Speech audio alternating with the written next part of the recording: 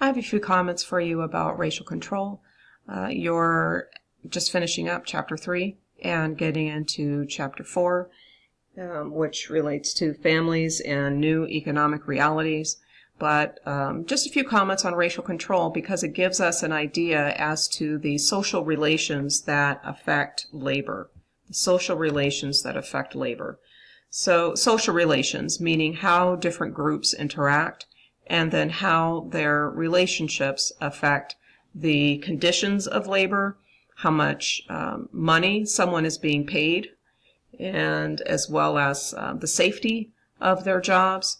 So there are kind of a variety of issues related to wage labor in the industrial period.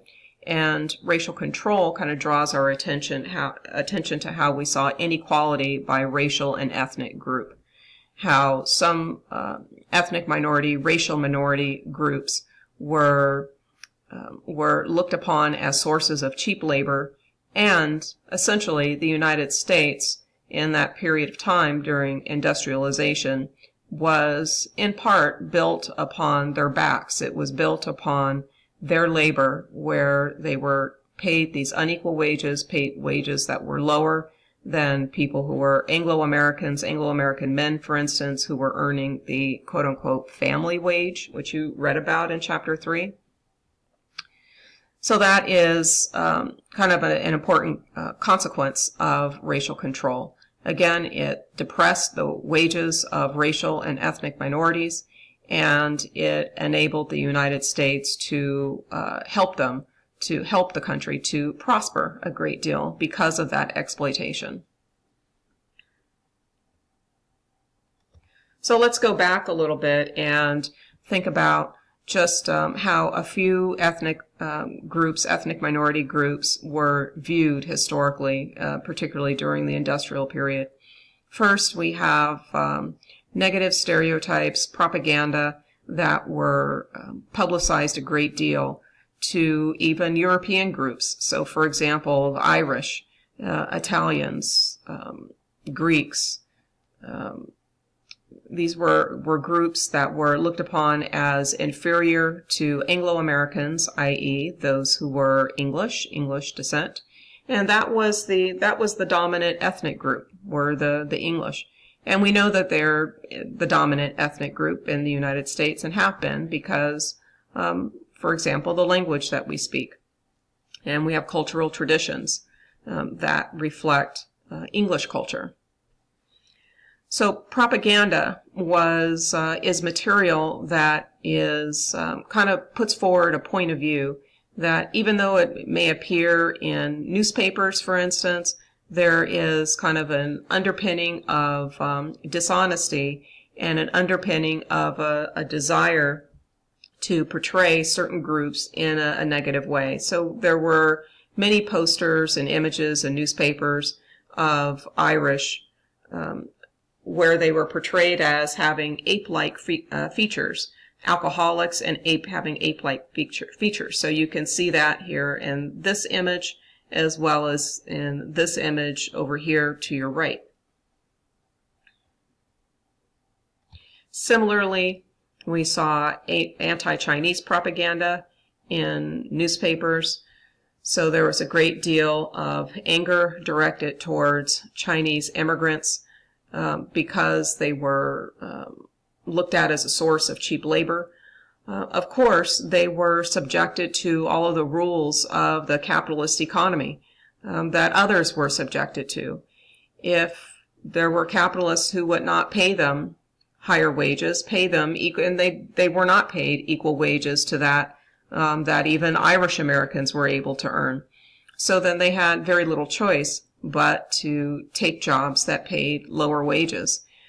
Chinese worked for the railroad, they worked in agriculture, worked in mining, and these were all occupations that were really key to helping develop the United States. So Irish, Chinese, and Italians, Catholics, Mexicans, African Americans, these are, and Mexican Americans, these are all groups that experienced a great deal of anger and hostility, and that these images that you see, they help to justify hate crimes, which could range from verbal hostility, verbal assaults, to physical assaults, to murder.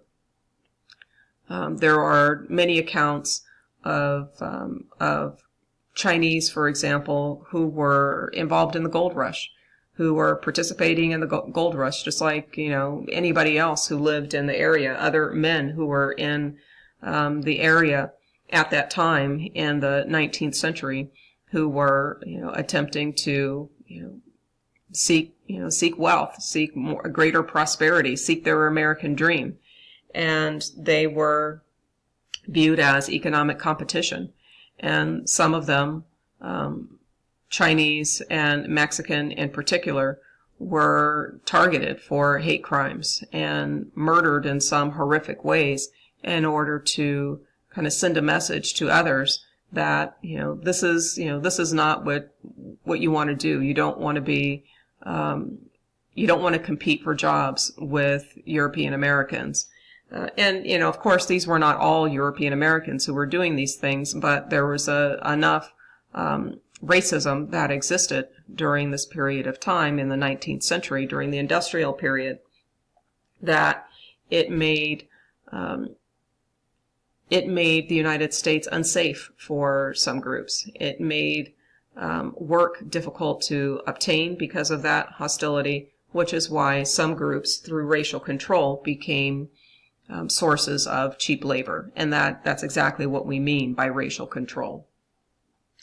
So in regard to Italians and Catholics, we find there was kind of anti-Catholic sentiment.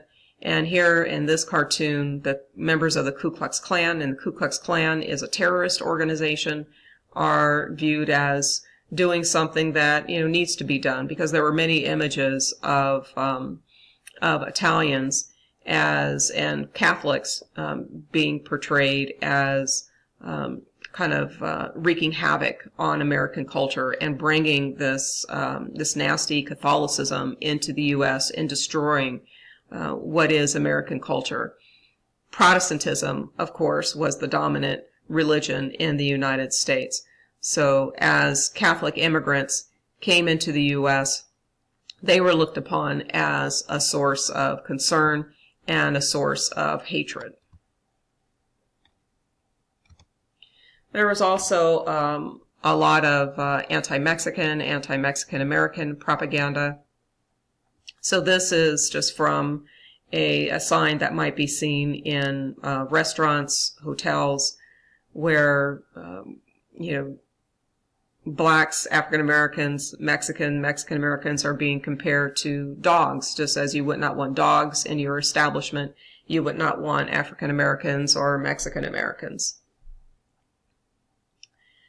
And this goes back to when we focus on Mexicans and Mexican Americans, we can go back to the Treaty of Guadalupe Hidalgo, where the United States gained control of the land that had been Mexico, so the land that's now in the western part of the United States, southwestern part of the United States. So with that, Mexicans became subjugated to the rule of the United States. There were many European Americans who started to migrate to the West in search of their American dream, in search of land to build homes. And what they found were, of course, American Indians, Native Americans, but they also found Mexicans who were living on lands that they called their own. But what the United States government did was to force them to prove that the land was theirs. And they were to prove this in American courts. And I think you kind of know what the outcome of that was. So gradually over time, we have Mexicans who slowly lost their land. There is a backlog of cases in American courts of Mexicans who were seeking to prove that their land was their own. But in the meantime, there were squatters who were living on the land and slowly taking over their land. And over time, Mexicans became a source of cheap labor. So going from being landowners to a source of cheap labor was a devastating blow for Mexicans, just as the very Treaty of Guadalupe Hidalgo, which did not give them American citizenship. So that also was a devastating blow. And then in this cartoon, you can see repatriation, 1930s. So this refers to the period after the Great Depression where there is significant competition for jobs, and where there were at least some European Americans who looked at Mexicans as being the source of their problems, the reason why they could not find jobs. So then the solution as far as policy in the United States was to have this repatriation, meaning returning people to their homeland. So even people who were American citizens, people who were Mexicans, Mexican Americans, even though that they were American citizens, they were not given the opportunity to prove that they were American citizens, and they were sent to Mexico. So all of these aspects of history they have had a significant impact upon families. They had an impact upon the wages that you could earn. They had an impact upon how safe people felt in their neighborhoods, if they might be subjected to harassment, to terrorism by groups like the Ku Klux Klan. So these are all important considerations in thinking about what has culminated into what we have today in the post-industrial economy. And here are a few examples of anti-African American propaganda. So this one where this person is kind of being portrayed as a vampire, and this one is, this image is from the film Birth of a Nation, which is a silent film from 1915. So not the more recent film by the same name, but this one from 1915, which portrays the Ku Klux Klan as a heroic force. So these images, of course, kind of justifying white supremacy and this idea that whites were superior to blacks, in particular to African Americans. So what is the outcome of racial control? The outcome is higher incomes and greater wealth accumulation at least among many whites, not all whites, but definitely among many whites, which is why if we look at the difference in wealth between Mexican Americans, African Americans, and European Americans, what we see is that European Americans have been able to accumulate a great deal more wealth than the latter two groups, or rather the previous two groups. And the reason is because they often had greater access to better paying jobs compared to Mexican Americans and African Americans. So today, as I mentioned, we're in the post-industrial economy, 1950s to the present, and we're starting to see significant changes taking place in the economy as a result of globalization and technology. So how have these affected American workers?